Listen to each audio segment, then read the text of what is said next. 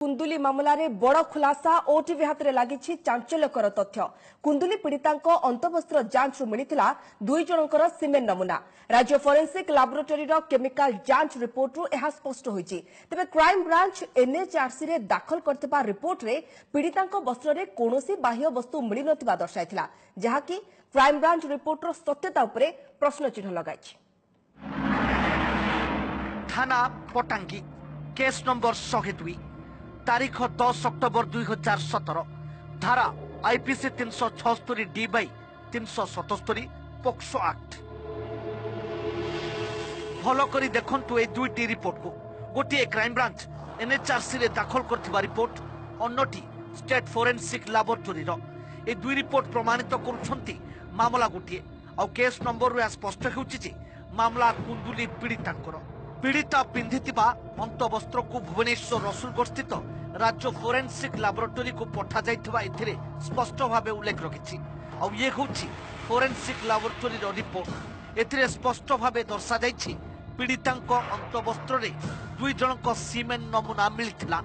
Jankar blood group A और अन्य जनकर B. October 17 तारिख रे रिपोर्ट प्रस्तुत होइथिला। एबे नजर पकांतु डिसेंबर 14 तारिख रे क्राइम ब्रांच एनएचआरसी को देथिबा रिपोर्ट उपरे। पीड़िता पिंधिथिबा वस्त्र नमूना रे कोनोसी बाह्य वस्तु मिल नथिबा फोरेंसिक लैब रिपोर्ट देथिबा क्राइम ब्रांच उल्लेख करछि।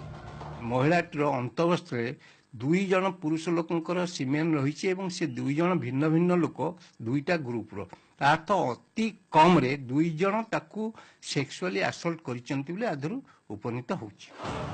सेपटे लैब देथिबा रिपोर्ट संपूर्ण ठीक बोली कहिसंती राज्य फोरेंसिक लैब रो निर्देशक। संस्था पर कहारी चाप नथिबा से स्पष्ट करछंती। तेबे ओटीवी देखाउतबा रिपोर्ट को अनुध्यान करा जो बोली से कहछंती। फाइलटा चेक कर सला पर देखिबी। फाइलटा जे एक्सपर्ट एग्जामिनेशन करछंती से आज ऑफिस रे उपस्थित नांती से आसला पर I will check and tell we have done correctly and we have submitted our report and it is under investigation. This laboratory has never been pressurised and it everything is done here in fair manner. एबे बड़ प्रश्न होछि केउ आधार रे crime branch निज report रे एभली मिथ्या तथ्य दर्शाइथिला। काहाकू सुरक्षा देबाकू क्राइम ब्रांच रे मसुधा काहारी इंगित रे क्राइम ब्रांच एमिति मिथ्या रिपोर्ट देई नाही तो तबे एने क्राइम ब्रांच रो प्रतिक्रिया मिली पारे नाही। कटक रु गौतम पंडांक सह भुवनेश्वर रमेश रथ और शांतिभूषण मिश्र को रिपोर्ट ओटीवी।